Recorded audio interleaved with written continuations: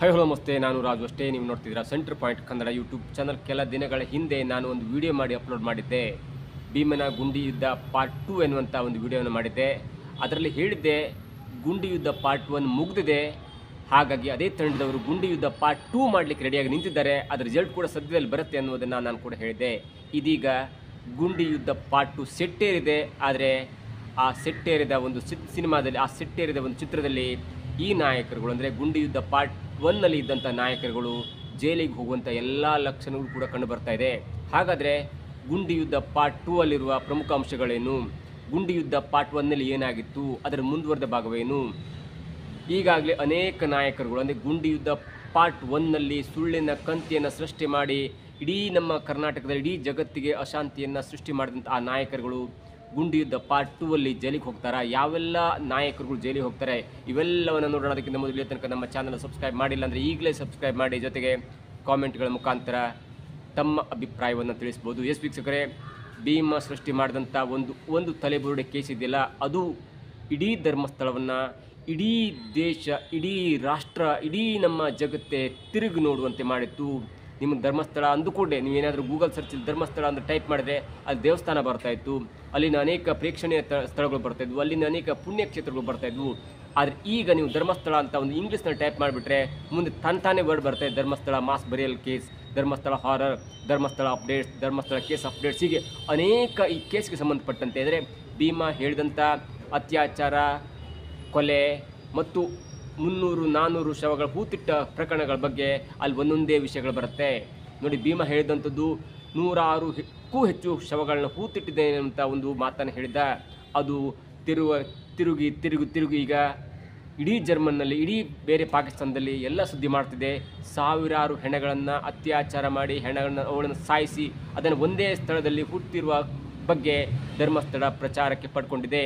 ಅಷ್ಟರ ಮಟ್ಟಿಗೆ ಈಗ ಧರ್ಮಸ್ಥಳ ಅಂದ್ಕೂಡಲೇ ಅತ್ಯಾಚಾರದ ಕ್ಷೇತ್ರ, ಧರ್ಮಸ್ಥಳ ಅಂದ್ಕೂಡಲೇ ಅದು ಕಾಮುಕರ ಕ್ಷೇತ್ರ ಎನ್ನುವಂಥ ಒಂದು ಕೆಟ್ಟ ಹೆಸರು ಬಂದುಬಿಟ್ಟಿದೆ. ಅದಕ್ಕೆ ತಕ್ಕದಾದಂಥವ್ರಿಗೆ ಶಿಕ್ಷೆ ಆಗಲೇಬೇಕು. ಆ ನಿಟ್ಟಿನಲ್ಲಿ SIT ತಂಡ ಮತ್ತು ರಾಜ್ಯ ಪೊಲೀಸರು ಅತ್ಯಂತ ಕಠಿಣ ಕ್ರಮವನ್ನು ಕೈಗೊಳ್ಳುವ ನಿಟ್ಟಿನಲ್ಲಿ ಇದೀಗ ಒಬ್ಬೊಬ್ಬರನ್ನ ಅರೆಸ್ಟ್ ಮಾಡ್ತಾ ಇದ್ದಾರೆ. ನಾವು ಗುಂಡಿ ಯುದ್ಧ ಪಾರ್ಟ್ 1ಗೆ ಹೋಗೋದಾದರೆ ನೋಡಿ, ಇದು ಹಿಂದೆ ಇತ್ತು ಭೀಮನ ಗದಾಯುದ್ಧ ಎನ್ನುವಂಥ ಒಂದು ಪಾತ್ರ ನಮ್ಮ ಕಣ್ಣು ಮುಂದಿತ್ತು. ಮಹಾಭಾರತದಲ್ಲಿ ಭೀಮ ಅಂದ್ಕೂಡಲೇ ಅವನು ಗದೆಯ ಮುಖಾಂತರ ಯುದ್ಧವನ್ನು ಮಾಡ್ತಿದ್ದ ಮತ್ತು ಅನೇಕ ದುಷ್ಟರನ್ನ, ತನ್ನ ವಿರೋಧಿಗಳನ್ನ ಸಂಹಾರ ಮಾಡ್ತಿದ್ದ. ಅದು ಇಲ್ಲಿಯೂ ಕೂಡ ಭೀಮನ ಗುಂಡಿ ಯುದ್ಧ ಪಾರ್ಟ್ 1ನಲ್ಲಿ ಭೀಮ ನಾಯಕನಾಗಿರ್ತಾನೆ. ಆದರೆ ಅವನ ಕೆಲಸ ತಾನು ಹೇಳಿದಂಥ ಜಾಗವನ್ನು ಗುಂಡಿ ತೆಗಿಬೇಕು ಮತ್ತು ಅಲ್ಲಿ ಹೆಣಗಳನ್ನ ಎತ್ತಬೇಕು ಎನ್ನುವಂಥ ಒಂದು ಪಾತ್ರದ ಸಾರಾಂಶವಾಗಿರುತ್ತೆ. ಅಲ್ಲಿ ಭೀಮ ಗದೆಯಿಂದ ಯುದ್ಧ ಮಾಡ್ತಿದ್ದ, ಇಲ್ಲಿ ಭೀಮ ಗುಂಡಿಯಿಂದ ಯುದ್ಧ ಮಾಡ್ತಿದ್ದಾನೆ. ಆ ಮಟ್ಟಿಗೆ ಹೇಳೋದಾದರೆ ನೋಡಿ, ಇದರ ಹಿನ್ನೆಲೆಯನ್ನು ನಾವು ಒಂದು ಸ್ವಲ್ಪ ಗಮನಿಸ್ತಾ ಹೋಗಬೇಕು. ಭೀಮನ ಈ ಗುಂಡಿ ಯುದ್ಧ ಹೇಗೆ ಹುಟ್ಕೊಳ್ತು ನೋಡಿ. ಒಂದು ತಂಡ, ಒಂದು ವಿದೇಶಿ ತಂಡನ, ಯಾರೋ ಫಂಡಿಂಗ್ ಮಾಡುವಂಥ ಒಂದು ತಂಡ ಕೆಲವೊಬ್ಬರನ್ನ ಕಾಂಟ್ಯಾಕ್ಟ್ ಮಾಡುತ್ತೆ. ಅದೇನೆಂದರೆ, ನೀವು ಧರ್ಮದ ವಿರುದ್ಧ ಹೋರಾಡಬೇಕು, ನೀವು ಧರ್ಮಸ್ಥಳಕ್ಕೆ ಕೆಟ್ಟ ಹೆಸರನ್ನು ತರಬೇಕು, ನೀವು ಧರ್ಮಸ್ಥಳದ ಮಾನ ಮರ್ಯಾದೆಯನ್ನು ಇಡೀ ಪ್ರಪಂಚಕ್ಕೆ ಹರಾಜು ಹಾಕಬೇಕು ಅನ್ನೋ ದೃಷ್ಟಿಯಲ್ಲಿ ಒಂದು ವಿದೇಶಿ ಕಂಪ್ನಿಯೋ ಅಥವಾ ವಿದೇಶಿ ಯಾವುದೋ ಒಂದು ತಂಡ, ಅಂದರೆ ನಮಗೆ ಆಗದಿದ್ದಂಥ ಅಂದರೆ ಹಿಂದೂ ಧರ್ಮಕ್ಕೆ ಆಗದಿದ್ದಂಥ ಒಂದು ವಿರೋಧಿಗಳು ಕೆಲವೊಬ್ಬರನ್ನ ಮೀಟ್ ಮಾಡಿ ಚರ್ಚೆ ಮಾಡ್ತಾರೆ. ನಿಮಗೆ ನಾವು ಎಷ್ಟು ಬೇಕಾದ್ರೂ ಹಣ ಕೊಡ್ತೇವೆ, ಆದರೆ ನೀವು ಈ ಕೆಲಸವನ್ನು ಮಾಡಬೇಕು ಎನ್ನುವಂಥ ಒಂದು ಆಮಿಷ ಕೊಟ್ಟಾಗ ಇಲ್ಲಿನ ದೊಡ್ಡವರು, ಇಲ್ಲಿನ ಹೋರಾಟಗಾರರು ಎನ್ನಿಸ್ಕೊಂಡಂಥ ಈಗಿನ ಈ ಭೀಮನ ಗುಂಡಿ ಯುದ್ಧ ಪಾರ್ಟ್ 1ನಲ್ಲಿ ಗುರುತಿಸಿಕೊಂಡಂಥ ಮತ್ತೆ ಈಗ ಅನೇಕರಿಗೆ ಭಯಭೀತಿ ಶುರುವಾಗಿದ್ದಿಲ್ಲ, ಅವರು ಒಂದು ಸ್ಕ್ರಿಪ್ಟನ್ನು ರೆಡಿ ಮಾಡ್ತಾರೆ. ನೋಡಿ, ಧರ್ಮಸ್ಥಳ ಕ್ಷೇತ್ರದ ಮಹಿಮೆಯನ್ನು ಹಾಳು ಮಾಡಬೇಕು, ಧರ್ಮಸ್ಥಳ ಕ್ಷೇತ್ರಕ್ಕೆ ಕೆಟ್ಟ ಹೆಸರು ತರಬೇಕು, ಹಿಂದೂ ಧರ್ಮಕ್ಕೆ ಕೆಟ್ಟ ಹೆಸರು ತರಬೇಕು ಅಂದರೆ ಒಂದು ಸ್ಕ್ರಿಪ್ಟ್ ರೆಡಿ ಮಾಡ್ಕೋತಾರೆ. ಆ ಸ್ಕ್ರಿಪ್ಟ್ನ ಹೆಸರು ಧರ್ಮಸ್ಥಳ ಫೈಲ್ಸ್ ಅಥವಾ ಧರ್ಮಸ್ಥಳ ಹಾರರ್ ಎನ್ನುವಂಥ ಒಂದು ಹೆಸರಿನಲ್ಲಿ ಸ್ಕ್ರಿಪ್ಟ್ ರೆಡಿ ಆಗುತ್ತೆ. ಕತೆ ಕೂಡ ಬರೀತಾರೆ. ಹೊಸ ಕತೆ ಆದರೆ ಜನರಿಗೆ ಡೌಟ್ ಬರುತ್ತೆ ಅನ್ನುವಂಥ ಹಿನ್ನೆಲೆಯಲ್ಲಿ ಹಳೆ ಕತೆ ಇದೆಯಲ್ಲ, ಅಂದರೆ ಈಗಾಗಲೇ ಸೌಜನ್ಯ ಕೇಸ್ ಆಗಿರ್ಬೋದು, ಅನೇಕ ಧರ್ಮಸ್ಥಳದ ಅಕ್ಕಪಕ್ಕ ಆಗ್ತಾ ಇರುವಂಥ ಅನೇಕ ಪದ್ಮಾವತಿ ಅಥವಾ ನಾಗವಲ್ಲಿ ಏನೋ ಹೆಸರಿದೆಯಲ್ಲ, ಅವೆಲ್ಲವೂ ಕೂಡ ಒಂದು ಸ್ಕ್ರಿಪ್ಟ್ ಮಾಡಿಕೊಂಡು ಆ ಸ್ಕ್ರಿಪ್ಟನ್ನು ರೆಡಿ ಮಾಡ್ಕೋತಾರೆ. ಅಲ್ಲಿರುವ ಆ ಕತೆಗೆ ಸಂಬಂಧಪಟ್ಟವ್ರನ್ನೆಲ್ಲ ಕಾಂಟ್ಯಾಕ್ಟ್ ಮಾಡ್ಕೋತಾರೆ. ಹಾಗಾಗಿ ಒಂದು ಸ್ಕ್ರಿಪ್ಟ್ ರೆಡಿ ಮಾಡಿಕೊಂಡು ಒಂದು AI ಅಡ್ವಾನ್ಸ್ ಟೆಕ್ನಾಲಜಿ ಮುಖಾಂತರ ಒಂದು ವ್ಯಕ್ತಿಯ ಮುಖಾಂತರ ಅದನ್ನು ಆ ಕಥೆಯ ಸಂಕ್ಷಿಪ್ತ ವಿವರವನ್ನು ಒಂದು 10ರಿಂದ 30-40 ನಿಮಿಷದಲ್ಲಿ ಆ ಸ್ಕ್ರಿಪ್ಟ್ ರೆಡಿ ಮಾಡ್ತಾರೆ ಮತ್ತು ವಿಡಿಯೋ ಮಾಡ್ತಾರೆ. ಆ ವಿಡಿಯೋ ತುಂಬ ಚೆನ್ನಾಗಿ ಬರುತ್ತೆ ಮತ್ತು ಇಡೀ ಕರ್ನಾಟಕದ ಜನತೆ ಮರಳಾಗಿ ನೋಡ್ತಾರೆ. ಅಲ್ಲಿ ಧರ್ಮಸ್ಥಳದಲ್ಲಿ ಆದಂಥ ಕಹಿ ಘಟನೆ, ಧರ್ಮಸ್ಥಳ ಅಕ್ಕಪಕ್ಕ ಆದಂಥ ಅಸಹಜ ಸಾವು, ಅತ್ಯಾಚಾರ, ಕೊಲೆ, ಮಿಸ್ಸಿಂಗ್ ಕಂಪ್ಲೇಂಟ್ಸು, ಹೀಗೆ ಎಲ್ಲವೂ ಕತೆಗಳನ್ನು ಈ ಹಿಂದೆ ಅನೇಕರಿಗೆ ಗೊತ್ತಿತ್ತು ಆ ಕತೆ. ಅದನ್ನೇ ಮತ್ತೆ ತುಂಬ ಚೆನ್ನಾಗಿ ಅಚ್ಚುಕಟ್ಟಾಗಿ ಮನಮುಟ್ಟುವಂತೆ ಒಂದು ಹುಡುಗ ಕಥೆಯನ್ನು ಹೇಳ್ತಾನೆ. ಆ ಕತೆ ಕೇಳಿದಂಥ ಇಡೀ ಕರ್ನಾಟಕ ಜನತೆ ಮರಗ್ತಾರೆ. ಹೌದಾ, ಹೀಗಾಯ್ತೆ ಅನ್ನುವಂಥ ಒಂದು ಕಣ್ಣೀರು ಹಾಕುವಂಥ ಸ್ಥಿತಿಗೆ ಬಂದ್ಬಿಡುತ್ತೆ. ಕೋಟಿ ಕೋಟಿ ಜನರು, ಅದರಲ್ಲೂ ಯುವಕರು ಯುವತಿಯರು ಹುಚ್ಚೆದ್ದು ನೋಡ್ತಾರೆ ಅಥವಾ ಮತ್ತೆ ಮತ್ತೆ ನೋಡ್ತಾರೆ, ಕೋಟಿ ಕೋಟಿ ವೀಕ್ಷಣೆ ಪಡಿತಾರೆ. ಮತ್ತು ಆ ಹುಡುಗ, I will not mention his name, ಆ ಹುಡುಗ ಕೂಡ ಫೇಮಸ್ ಆಗಿಬಿಡ್ತಾನೆ. ಒಂದು ಹಂತಕ್ಕೆ ಭೀಮನ ಗುಂಡಿ ಯುದ್ಧ ಪಾರ್ಟ್ 1 ಟೀಸರ್ ರಿಲೀಸ್ ಆಗುತ್ತೆ. ಅದಾದ ನಂತರ ಈಗ ಸಿನಿಮಾ ಶೂಟ್ ಮಾಡಬೇಕಲ್ಲ ಎನ್ನುವ ದೃಷ್ಟಿಯಲ್ಲಿ ಒಂದು ದೂರುದಾರನನ್ನು ಕರ್ಕೊಂಡು ಬರ್ತಾರೆ. ಈ ಕೇಸ್ ಹೀಗೆ ಅಂದರೆ ಈ ಕೇಸ್ ಮುಂದುವರಿಬೇಕಂದ್ರೆ ಒಬ್ಬ ದೂರುದಾರ ಬರಬೇಕಾಗತ್ತೆ ಕಂಪ್ಲೇಂಟ್ ಕೊಡಲಿಕ್ಕೆ. ಆ ದೂರುದಾರನ ಕಥೆಯನ್ನು ಆಲ್ರೆಡಿ ಇಲ್ಲಿ ಕಥೆ ಹೇಳಾಗಿತ್ತು. ಈಗ ಆ್ಯಕ್ಚುಲಿ ಶೂಟ್ ಆಗಬೇಕು ಅನ್ನುವ ಖರ್ಚಲ್ಲಿ ಒಬ್ಬ ಅಂದರೆ ಧರ್ಮಸ್ಥಳದಲ್ಲಿ ಕೆಲಸ ಮಾಡ್ತಿದ್ದಂಥ ಭೀಮ ಎನ್ನುವಂಥ ಅನಾಮಿಕನನ್ನು ಕರ್ಕೊಂಡು ಬಂದು ಅವನಿಗೊಂದು ತಲೆಬುರುಡೆ ಕೊಡ್ತಾರೆ. ನಾವು ಇಲ್ಲಿ ತನಕ ಏನು ತಿಳ್ಕೊಂಡಿದ್ವಿ, ಭೀಮನೇ ಹೋಗಿ ಗುಂಡಿ ಅಗಿದು ತಲೆಬುರುಡೆ ತಂದ್ಕೊಂಡು ಕೊಟ್ಟಿದ್ದ ಎನ್ನುವಂಥ ಸುದ್ದಿ ಹರಿದಾಡ್ತಾ ಇತ್ತು. ಮತ್ತು ಎಲ್ರಿಗೂ ಅನಿಸಿತ್ತದು ಭೀಮ ಒಂದು ಮಚ್ಚಲ್ಲಿ ಹೇಳ್ಕೊಂಡ್ರೆ ಮಚ್ಚಲ್ಲಿ ಆ ಬುರುಡೆಯನ್ನು ಹಾಕ್ಕೊಂಡು ಒಂದು ಪ್ಲಾಸ್ಟಿಕ್ ಚೀಲದ ತಂದು ಆ ವಿಡಿಯೋ ಕೂಡ ಶೂಟ್ ಮಾಡಿರ್ತಾರೆ ಅವರು, ಮೇಕಿಂಗ್ ವಿಡಿಯೋ ಅಂತಾರಲ್ಲ ಆ ಥರದಲ್ಲಿ ಬೇಕಾಗುತ್ತೆ. ಅಂದರೆ ನೀವು ಯಾರಾದರೂ ಒಂದು ಸುಮ್ಮನೆ ಕಂಪ್ಲೇಂಟ್ ಕೊಟ್ಟರೆ ಅದರ ಒಂದು ಸೂಕ್ಷ್ಮತೆ ಅರ್ಥ ಆಗಲ್ಲ, ಅದರ ಒಂದು ತೀವ್ರತೆ ಜನರಿಗೆ ರೀಚ್ ಆಗಲ್ಲ ಅನ್ನೋ ದೃಷ್ಟಿಯಲ್ಲಿ ಭೀಮನ ಸ್ಟೇಟ್ಮೆಂಟ್ ವೈರಲ್ ಆಗುವ ಮೊದಲೇ ಆ ವಿಡಿಯೋ ವೈರಲ್ ಆಗುತ್ತೆ. ಅಷ್ಟರ ಮಟ್ಟಿಗೆ ಹೌದು ಇಲ್ಲಿ ಏನೋ ಆಗಿದೆ, ಇಲ್ಲಿ ಏನೋ ನಡೆದಿದೆ ಅನ್ನುವಂಥ ಒಂದು ಜನರಲ್ಲಿ ಕೋಲಾಹಲ ಮತ್ತು ಗೊಂದಲ ಮತ್ತು ಆಕ್ರೋಶ ವ್ಯಕ್ತವಾಗಬೇಕಿತ್ತು. ಯಾಕಂದರೆ ಯಾರಾದರೂ ಒಂದು ಕಂಪ್ಲೇಂಟ್ ಕೊಟ್ಟರೆ ಪೊಲೀಸರು ಅದನ್ನು ತೆಗೆದುಕೊಳ್ಳದಿರ್ಬೋದು, ಅದು ದೊಡ್ಡ ಮಟ್ಟದ ಆಕ್ರೋಶಕ್ಕೆ ಕಾರಣವಾಗದಿರ್ಬೋದು, ಎಲ್ಲವೂ ಕೂಡ ಒಂದು ಅನಿಸಿಕೆ ಆಗಿರುತ್ತೆ. ಆದರೆ ಭೀಮನ ಈ ತಂಡ ಅತ್ಯಂತ ತುಂಬ ಚೆನ್ನಾಗಿ ಪ್ಲ್ಯಾನ್ ಮಾಡ್ಕೊಳ್ಳುತ್ತೆ. ಅಂದರೆ ಈ ಧರ್ಮಸ್ಥಳ ಹಾರರ್ ಅಥವಾ ಧರ್ಮಸ್ಥಳ ಫೈಲ್ಸ್ ಎನ್ನುವಂಥ ಚಿತ್ರಕಥೆಯನ್ನು ಇಟ್ಕೊಂಡು ಅದಕ್ಕೆ ಪೂರಕವೆಂಬಂತೆ ಭೀಮ ಒಂದು ಸ್ಟೇಟ್ಮೆಂಟ್ ವೈರಲ್ ಆಗುತ್ತೆ. ಅದು ಜೂನ್ 22ಕ್ಕೆ ವೈರಲ್ ಆಗುತ್ತೆ. ಭೀಮ ಎನ್ನುವಂಥ ಅನಾಮಧೇಯ ವ್ಯಕ್ತಿ ಇದೀಗ 100 ಶವಗಳನ್ನು ಹೂತಾಕಿದ್ದೇನೆ ಎನ್ನುವಂಥ ಪ್ರಕರಣದ ಒಂದು ಪತ್ರ ವೈರಲ್ ಆಗುತ್ತೆ. ಅದಾದ ನಂತರ ಜುಲೈ 3ಕ್ಕೆ ಭೀಮ ತನ್ನ ವಕೀಲರ ಜೊತೆ ಬರುವಾಗ ಒಂದು ಬುರುಡೆ ತಂದಿರ್ತಾನೆ. ಆ ಬುರುಡೆ ಜೊತೆ ಬೆಳ್ತಂಗಡಿಯ ನ್ಯಾಯಾಧೀಶರ ಮುಂದೆ ತನ್ನ 164 ಸ್ಟೇಟ್ಮೆಂಟ್ ಕೂಡ ದಾಖಲು ಮಾಡ್ಕೊಳ್ತಾನೆ. ಅಲ್ಲಿ ಅವನು ಕಂಪ್ಲೀಟ್ ಆಗಿ ಹೇಳ್ತಾನೆ, ನಾನು 300ಕ್ಕೂ ಹೆಚ್ಚು ಶವಗಳನ್ನು ಹೂತಾಕಿದ್ದೆ, ನಾನು ಪೌರ ಕಾರ್ಮಿಕನಾಗಿದ್ದೆ, ನನಗೆ ಮೇಲ್ವಿಚಾರಕರಿಂದ ಒಂದು ಒತ್ತಡ ಬರ್ತಿದೆ ಅನ್ನುವಂಥ ಒಂದು ಕಥೆಯನ್ನು ಹೇಳ್ತಾನೆ. ಅದಾದ ನಂತರ ನ್ಯಾಯಾಧೀಶರ ತಂಡ ಅಥವಾ ಆ ನ್ಯಾಯಾಲಯ ಕೂಡ ನೀವು ಕೇಸನ್ನು ಕೊಡಿ, ಬೆಳ್ತಂಗಡಿ ಪೊಲೀಸರಿಗೆ ಕೊಡಿ, ಅದು ಎನ್ಕ್ವೈರಿ ಆಗುತ್ತೆ ಅನ್ನೋ ದೃಷ್ಟಿಯಲ್ಲಿ 164 ಸ್ಟೇಟ್ಮೆಂಟನ್ನು ದಾಖಲೆ ಮಾಡ್ಕೊಳ್ತಾರೆ. ಅದಾದ ನಂತರ ಜುಲೈ 4ಕ್ಕೆ ಬೆಳ್ತಂಗಡಿ ಪೊಲೀಸ್ ಸ್ಟೇಷನ್ಗೆ ಹೋಗ್ತಾರೆ ಭೀಮ ಮತ್ತು ಭೀಮನ ತಂಡ. ಅಲ್ಲಿ ಒಂದು ಕಂಪ್ಲೇಂಟ್ ಕೊಡ್ತಾರೆ. ಆ ಕಂಪ್ಲೇಂಟ್ ಕೂಡ ರಿಜಿಸ್ಟರ್ ಆಗುತ್ತೆ. ಅಲ್ಲೂ ಕೂಡ 161 ಸ್ಟೇಟ್ಮೆಂಟ್ ಆಗುತ್ತೆ. ಅಂದರೆ ಕೋರ್ಟಲ್ಲಿ 164 ಆಗುತ್ತೆ. ಈಗ BNS ಸದ್ಯದಲ್ಲಿ 183 ಆಗುತ್ತದು.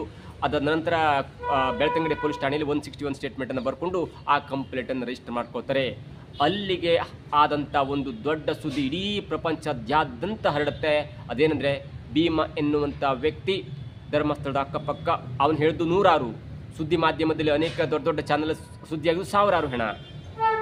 ಹೀಗೆ ಸುದ್ದಿಯಾದಂಥ ಸ್ಥಳಕ್ಕೆ ಒಂದು 161 ಸ್ಟೇಟ್ಮೆಂಟ್ ದಾಖಲಾಗುತ್ತೆ. ಅದಾದ ನಂತರ ದೊಡ್ಡ ಮಟ್ಟದ ಆಕ್ರೋಶಕ್ಕೆ ಕಾರಣವಾಗುತ್ತೆ ಮತ್ತು ಎಲ್ಲ 100 ಜನ, ಲಕ್ಷಾಂತರ ಜನ, 1000 ಜನ, ಕೋಟಿ ಕೋಟಿ ಜನ ಈ ಭೀಮನ ಪರವಾಗಿ ನಿಂತಾರೆ ಮತ್ತು ಧರ್ಮಸ್ಥಳದ ವಿರೋಧವಾಗಿ ಮಾತಾಡ್ಕೊಳ್ಳುವಂಥ ಪರಿಸ್ಥಿತಿ ಬಂದ್ಬಿಟ್ಟುತ್ತೆ.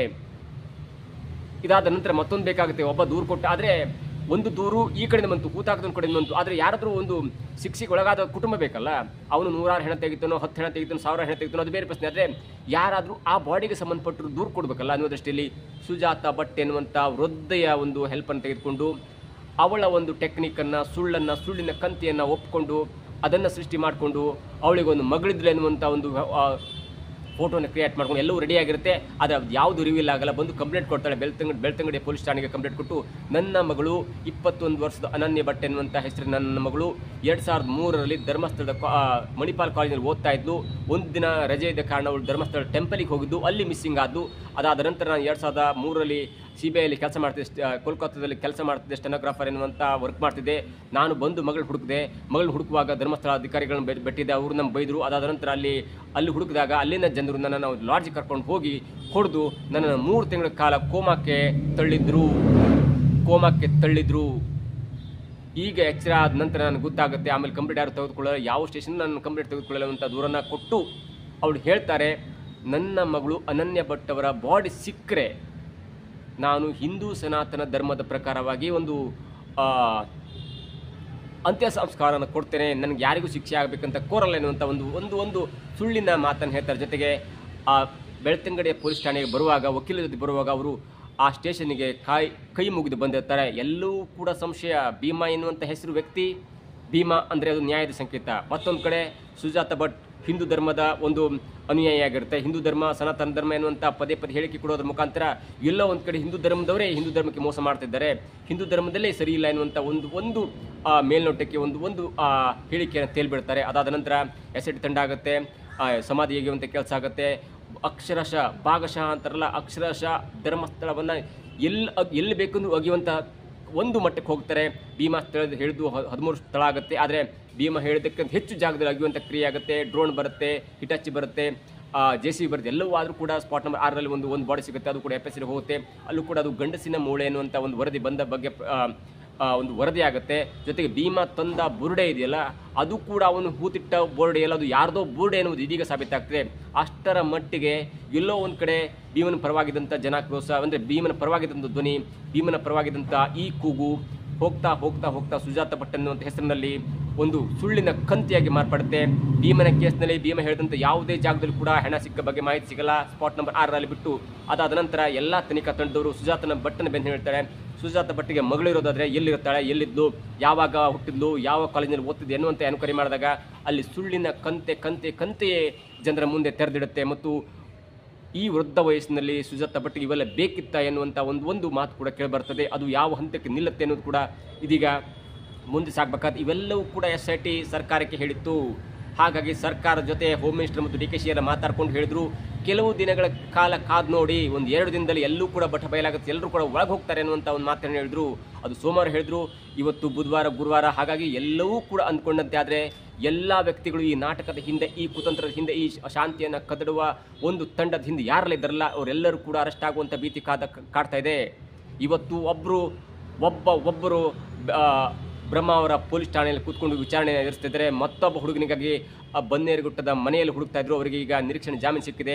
ಮತ್ತೊಬ್ಬರು ಕೊಡಿಗೇಹಳ್ಳಿಯ ಪೊಲೀಸ್ ಠಾಣೆಗೆ ಬಂದು ಅವರನ್ನು ಕೂಡ ಅರೆಸ್ಟ್ ಮಾಡಿದ್ದಾರೆ ಅನ್ನುವಂಥ ಮಾಹಿತಿ ಕೂಡ ಸಿಗ್ತಾ ಇದೆ. ಹೀಗಾಗಿ ಜಗತ್ತಿಗೆ, ಅಂದರೆ ನಮ್ಮ ಕರ್ನಾಟಕದ ಶಾಂತಿಯನ್ನು ಕದಡ್ತಾ ಇದ್ದಂಥ, ಶಾಂತಿಯನ್ನು ಅಂದರೆ ಧರ್ಮದ ಹೆಸರಿನಲ್ಲಿ ವಿಷ ಬೀಜವನ್ನು ಬಿತ್ತಿ ಧರ್ಮವನ್ನು ಒಡೆಯಬೇಕು, ಇಲ್ಲಿ ಶಾಂತಿಯನ್ನು ಕದಡಬೇಕು ಎನ್ನುವಂಥ ಪ್ರಯತ್ನ ಪಡ್ತಾ ಇದ್ದಂಥ ಈ ಎಲ್ಲ ನಾಯಕರುಗಳಿಗೆ, ಅಂದರೆ ಭೀಮನ ಗುಂಡಿ ಯುದ್ಧ 1ನಲ್ಲಿ ಇದ್ದಂಥ ನಾಯಕರುಗಳಿಗೆ, ನಟರುಗಳಿಗೆ, ನಿರ್ಮಾಪಕರಿಗೆ ಅಥವಾ ನಿರ್ದೇಶಕರಿಗೆ, ಈ ತಂಡದ ಎಲ್ಲರಿಗೂ ಕೂಡ ಇದೀಗ ಒಂದು ಬಂಧನದ ಭೀತಿ ಎದುರಾಗಿದೆ. ಬಂಧನ ಯಾವ ರೀತಿ ಇರುತ್ತಂದರೆ, ಅದು ಅಶಾಂತಿಯನ್ನು ಕದಡುವ ದೃಷ್ಟಿಯಲ್ಲಿ ಸರ್ಕಾರದ 106 ಕೋಟಿ 4 ಜನ IPS ಆಫೀಸರ್ಗಳು, ಅಂದರೆ ಮಹಾನಿರ್ದೇಶಕರ ಲೆವೆಲ್ನಿರುವಂಥ DG ಅಧಿಕಾರಿಗಳು, ಅಂಥವರು ಕೂಡ ಈ ಧರ್ಮಸ್ಥಳದ ಈ ಮಳೆಯಲ್ಲೂ ಕೂಡ ಯಾವುದನ್ನು ಲೆಕ್ಕಿಸದೆ ಅನ್ಕ್ವೈರಿಗೆ ಹೋಗಿ 269 ಸಿಬ್ಬಂದಿಗಳು ಕೆಲಸ ಮಾಡಿದ್ದಾರೆ. ಅಂದರೆ ಅದು ಯಾವ ಮಟ್ಟಿನ ಒಂದು ತನಿಖೆ ಆಗಿರ್ಬೋದು, ಯಾವ ಮಟ್ಟಿನ ಒಂದು ಅಶಾಂತಿಯ ಕದಡುವ ನಿಟ್ಟಿನಲ್ಲಿ ಯಾವೆಲ್ಲ ರೀತಿ ಕೆಲಸ ಮಾಡಿರ್ಬೋದು ಅನ್ನೋದು ಇದೀಗ ಗೊತ್ತಾಗ್ತಿದೆ. ಎಲ್ಲರಿಗೂ ಕೂಡ ಶಾಂತಿ ಕದಡುವ ನಿಟ್ಟಿನಲ್ಲಿ ಯಾರೆಲ್ಲ ಕೆಲಸ ಮಾಡಿದ್ದಾರೆ, ಇನ್ಕ್ಲೂಡಿಂಗ್ ಸುಜಾತ ಭಟ್. ಇಲ್ಲಿ 2 ಅಮಾಯಕರಂತ ನಮ್ಗೆ ಗುರುತುಪಟ್ಟರು ಕೂಡ, ಅಂದರೆ ಭೀಮಾ ಒಬ್ಬ ಅಮಾಯಕನಾಗಿರ್ತಾನೆ, ಯಾವುದು ಹಣದ ಆಸೆ ತೋರಿಸಿರ್ತಾರೆ, ಅವ್ರು ಬಂದು ಹೇಳಿಕೆಯನ್ನು ಕೊಟ್ಟಿರ್ತಾನೆ ಅನ್ನುವಂಥ ಒಂದು ಇರ್ಬೋದು. ಅಥವಾ ಸುಜಾತ ಭಟ್ಗೂ ಯಾವುದು ಕೋಟಿ ಲೆಕ್ಕದಲ್ಲಿ ಒಂದು ಹಣವನ್ನು ಆಮಿಷ ತೋರಿಸಿರ್ತಾರೆ ಅನ್ನೋದನ್ನು 2 ಪಾತ್ರವನ್ನು ಬಿಟ್ಟರೆ, ಈ 2 ಪಾತ್ರಕ್ಕೆ ಹಣ ಒದಗಿಸಿದವರು, ನಿರ್ದೇಶಕರು, ನಿರ್ಮಾಪಕರು, ಕತೆ ಬರೆದಂಥವ್ರು, ಇವರೆಲ್ಲರೂ ಕೂಡ ದೊಡ್ಡ ಮಟ್ಟದ ಶಿಕ್ಷೆ ಆಗುತ್ತೆ. ಈ ಮೇಲ್ನೋಟಕ್ಕೆ ಇಬ್ಬರು ಮಾತ್ರ, ಅಂದರೆ ಒಬ್ಬ ದೂರು ಕೊಟ್ಟವನು, ಮತ್ತೊಂದು ತನಗೆ ಅನ್ಯಾಯವಾಗಿದೆ ಅನ್ನುವಂಥ ಅನ್ಯಾಯವಾಗಿದ್ದು ತನ್ನ ಮಗಳು ಹುಡುಕೊಡೆ ಅನ್ನುವಂಥ ದೂರು ಕೊಟ್ಟು, ಈ ಇಬ್ಬರು ಬಿಟ್ಟು ಇಬ್ಬರ ಜೊತೆಗೆ ಮೇಲ್ನೋಟಕ್ಕೆ ಇಬ್ಬರು ಕಾಣ್ತದೆ, ಇಬ್ಬರಿಗೆ ಶಿಕ್ಷೆ ಆಗುತ್ತೆ ಅನ್ನುವಂಥ ಮೇಲ್ನೋಟಕ್ಕೆ ಕಂಡರೂ ಕೂಡ ಇವರ ಜೊತೆಗೆ 106 ಜನರು ಕೆಲಸ ಮಾಡಿದ್ದಾರೆ. ಇವರಿಗೆ ಫಂಡಿಂಗ್ ಆಗಿರ್ಬೋದು, ಇವರಿಗೆ ಒಂದು ಬುದ್ಧಿಯನ್ನು ಕೂಡ, ಅಂದರೆ ಅವರಿಗೆ ಹೇಳ್ಕೊಡುವ ಕುತಂತ್ರವನ್ನು ಹೇಳ್ಕೊಡೋದಾಗಿರ್ಬೋದು, ಎಲ್ಲವೂ ಕೂಡ ಇವತ್ತು ಕೂಡ ಒಂದು ವಿಷಯವನ್ನು ನೋಡಿದ್ದೇವೆ. ತಪ್ಪು ಮಾಹಿತಿಯನ್ನು ಕೊಟ್ಟಂಥ ವಕೀಲನೇ ಕೂಡ ಶಿಕ್ಷೆ ಆಗಿದೆ ಅನ್ನುವಂಥ ಮಾಹಿತಿ ನಾವು ಬೆಳಗ್ಗೆ ಪೇಪರ್ನಲ್ಲಿ ಓದಿದ್ವಿ. ಹಾಗಾಗಿ ಇಲ್ಲಿ ಯಾರೆಲ್ಲ ಕುತಂತ್ರಕ್ಕೆ ಹೆಲ್ಪ್ ಮಾಡಿದರೆ ಎಲ್ಲರಿಗೂ ಕೂಡ ಶಿಕ್ಷೆ ಆಗುತ್ತೆ. ಸರ್ಕಾರ ಮನಸ್ಸು ಮಾಡಿದ್ರೆ ಈ ಒಂದು ಕುತಂತ್ರವನ್ನು ಅತ್ಯಂತ ಬೇಗ ಬಯಲೆಳೆದು ಮುಂದೆ ಯಾವುದೇ ಕಾರಣಕ್ಕೂ ಇಂಥ ಒಂದು ಷಡ್ಯಂತ್ರ ಮಾಡಿ ಸಮಾಜದಲ್ಲಿ ಶಾಂತಿ ಕದರುವಂಥ ಪ್ರಯತ್ನ ಮಾಡಲೇಬಾರ್ದು. ಓಕೆ, ಅನ್ಯಾಯವಾಗಿದೆ, ಅದು ನೇರವಾಗಿ ಸ್ಟೇಷನ್ ಬಂದು ಕಂಪ್ಲೇಂಟ್ ಕೊಡ್ಬೋದು, ಎಲ್ಲವೂ ಆಗುತ್ತೆ. ಆದರೆ ಯಾವುದೋ ಒಂದು ಕೇಸನ್ನು ಇಟ್ಕೊಂಡು, ಯಾರೋ ನಮ್ಮ ಫಂಡಿಂಗ್ ಮಾಡ್ತಿದ್ರೆ, ಯಾವುದೋ ಒಂದು ಕೆಟ್ಟ ಉದ್ದೇಶವನ್ನು ಇಟ್ಕೊಂಡು ಸಮಾಜದಲ್ಲಿ ಶಾಂತಿ ಕದರುವಂಥ ಒಂದು ಕೆಲಸ ಮಾಡಿದರೆ ಅವರಿಗೆ ತಕ್ಕ ಶಿಕ್ಷೆ ಆಗಲೇಬೇಕು. ನೋಡಿ, ಪ್ರತಿ ವರ್ಷಕ್ಕಿಂತ ಜಾಸ್ತಿ ಮಳೆ ಆಗ್ತಾಯಿದೆ. ಕರಾವಳಿ ಭಾಗ ಮುಳುಗಿ ಹೋಗಿದೆ, ಉತ್ತರ ಕರ್ನಾಟಕ ಭಾಗ ಕೊಚ್ಚಿ ಹೋಗ್ತಾ ಇದೆ, ಮಂಡ್ಯ ಮೈಸೂರಿನಲ್ಲಿ ನೀರು ಉಕ್ಕರಿತದೆ. ಇಂಥ ಒಂದು ಸಮಸ್ಯೆ ಇರುವಾಗ, ಜನರು ಸಂಕಷ್ಟದಲ್ಲಿರುವಾಗ, ಜೊತೆಗೆ ಗೊಬ್ಬರದ ವಿಷಯ ಸದನ ಮಾಡ್ತಾ ಇರುವಾಗ, ಒಂದು ವಿಷಯ ಎಷ್ಟು ಸಮಾಜದಲ್ಲಿ ಅಲ್ಲೋಲ ಕಲ್ಲೋಲ ಮಾಡ್ತಿದೆ ಅಂದರೆ ಬುರುಡೆ ಕೇಸ್ ಇದೆಯಲ್ಲ, ಅದು ಎಲ್ಲವನ್ನು ಮರೆಸಾಕಿ ಎಲ್ಲರೂ ಕೂಡ ಈ ಧರ್ಮಸ್ಥಳ ಕಡೆಗೆ ಬೊಟ್ಟು ಮಾಡುವಂತೆ ಮಾಡಿದ್ದು ಈ ಭೀಮನ ತಲೆಬುರುಡೆ ಕೇಸ್. ಹಾಗಾಗಿ ಈ ಭೀಮನ ತಲೆಬುರುಡೆ ಕೇಸ್ನ ಭೀಮನ ಗುಂಡಿ ಯುದ್ಧ ಇದೆಯಲ್ಲ, ಮುಳ್ಳಂದಿ ತಿಂದ ಒಂದು ಕತೆ, ಅದು ಹೇಳಿದ್ರೆ ದೊಡ್ಡ ಕಥೆ ಆಗುತ್ತೆ. ಎಷ್ಟು ಅಸಹ್ಯ ಹುಟ್ಟುವ ಮಟ್ಟಿಗೆ, ಎಷ್ಟು ಒಂದು ಕುತಂತ್ರದ ಮಟ್ಟಿಗೆ ಇದು ಹೋಯ್ತಂದರೆ ಕೆಲವು ದಿನಗಳು ಗೊತ್ತಾಗುತ್ತೆ. ಹಾಗಾಗಿ ಭೀಮನ ಗುಂಡಿ ಯುದ್ಧ ಪಾರ್ಟ್ 1 ಮುಗಿದಿದೆ, ಅದು ಇವ್ರ ಕಡೆ ಇತ್ತು. ಈಗ ಗುಂಡಿ ಯುದ್ಧ ಪಾರ್ಟ್ 2 ನಡೆಯುತ್ತೆ, ಅದು ಸರ್ಕಾರದ ಕಡೆಯಿಂದ ಮತ್ತು ಶಿಕ್ಷೆ ಕಡೆ ಆಗುತ್ತೆ. ಹಾಗಾಗಿ ಎಲ್ಲರೂ ಕೆಲವು ದಿನಗಳ ಕಾಲ ಕಾದು ನೋಡಬೇಕಾಗತ್ತೆ. ಇವತ್ತು ನೋಟಿಸ್ ಕೊಟ್ಟಿದ್ದು, ಇವತ್ತು ಬಂಧನವಾಗುವಂಥ ಭೀತಿಯಲ್ಲಿ ಇದ್ದದ್ದು 3 ಜನ. ಅವರು ಕೂಡ ಬೇರೆ ಬೇರೆ ಕಾರಣದಿಂದ, ತಮ್ಮ ಒಂದು ವೈರಲ್ ಸ್ಪೀಚ್ನಿಂದ ಅಥವಾ ತಮ್ಮ ಬೇರೆ ಬೇರೆ ಪ್ರಕರಣದಿಂದ ಸುದ್ದಿಯಾಗಿದ್ದರು. ಆದರೆ ನಿಜಕ್ಕೂ ಕೂಡ ಅವರು ಯಾರು ಕೂಡ ಈ ಕೇಸ್ನಲ್ಲಿ, ಅಂದರೆ ಭೀಮನ ಗುಂಡಿ ಯುದ್ಧದಲ್ಲ, ಭೀಮನ ಗುಂಡಿ ಯುದ್ಧದಲ್ಲಿ ನೇರವಾಗಿ ಪಾಲ್ಗೊಂಡಿದ್ರೆ ಅವರಿಗೆ ಅತ್ಯಂತ ದೊಡ್ಡ ಶಿಕ್ಷೆ ಆಗುತ್ತೆ. ಇಲ್ಲಿ ಬಂಧನ, ವಿಚಾರಣೆ, ಬಿಡುಗಡೆ ಮಾಡಿ ಕಳಿಸ್ಬೋದು. ಆದರೆ ಭೀಮನ ಈ ಕೇಸ್ ಇದೆಯಲ್ಲ, ಆ ಕೇಸ್ನಲ್ಲಿ ತಗಲಾಕೊಂಡ್ರೆ ಅವರಿಗೆ ಕನಿಷ್ಠ ಅಂದರೂ 16 ವರ್ಷಗಳ ಕಾಲ ಶಿಕ್ಷೆ ಆಗುವಂಥ ಚಾನ್ಸಸ್ ಇದೆ. ಹಾಗಾಗಿ ಭೀಮನ ಗುಂಡಿ ಯುದ್ಧ ಪಾರ್ಟ್ 2 ಇದೀಗ ಪೊಲೀಸರು ಮಾಡ್ತಾ ಇದ್ದಾರೆ. ಇದೀಗ ಲೀಗಲ್ ಆ್ಯಕ್ಷನ್ ಕಡೆ ಆಗ್ತಿದೆ. ಮೊದಲು ಗೊಂದಲದ ಕಡೆ ಇತ್ತು ಪಾರ್ಟ್ 1, ಇದೀಗ ಅಂದರೆ ಮೊದಲು ಕುತಂತ್ರದ ಕಡೆ ಇತ್ತು, ಈಗ ನ್ಯಾಯದ ಕಡೆ ಇರುತ್ತೆ ಅನ್ನೋದು ಅನೇಕರು ಹೇಳ್ತಾ ಇದ್ದಾರೆ. ಹಾಗಾಗಿ ಈ ಗುಂಡಿ ಯುದ್ಧ ಪಾರ್ಟ್ 2 ಯಾವಾಗ ಸೆಟ್ ಇರುತ್ತೆ, ಈಗ ಸ್ಟಾರ್ಟ್ ಆಗಿದೆ, ಸ್ಕ್ರಿಪ್ಟ್ ಸ್ಟಾರ್ಟ್ ಆಗಿದೆ, ಮುಂದೆ ಯಾವ ಹಂತದಲ್ಲಿ ಮುಗಿಯುತ್ತೆ, ಯಾವೆಲ್ಲ ದೊಡ್ಡ ದೊಣ್ಣೆ ನಾಯಕರು ಒಳಗೆ ಹೋಗ್ತಾರೆ ಅನ್ನೋದು ಕೂಡ ಕಾದು ನೋಡಬೇಕಾಗಿದೆ. ಇದಾಗಿತ್ತು ಇವತ್ತಿನ ವಿಶೇಷ. ನೋಡ್ತಾ ಇರಿ centre point Kannada YouTube channel.